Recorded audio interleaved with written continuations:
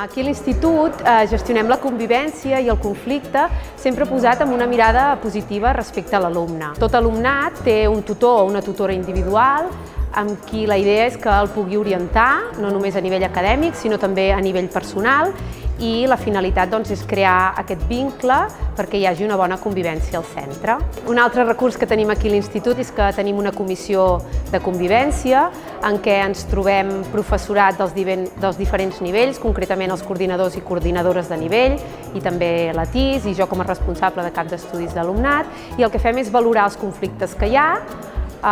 sobretot posant la mirada en l'alumne sobretot, i després arribant a acords que el puguin o la puguin ajudar. Una altra mesura que portem a terme són les mediacions. N'hi ha força perquè pensem que tenim un alumnat adolescent i és una etapa de conflicte no només extern sinó intern. I pel que fa a la prevenció del conflicte, hi ha un pla d'acció tutorial enfocat bàsicament a la convivència i sobretot a potenciar les competències personals i socials, perquè són la base no només per adquirir el coneixement, sinó per donar eines a l'alumnat per créixer socialment.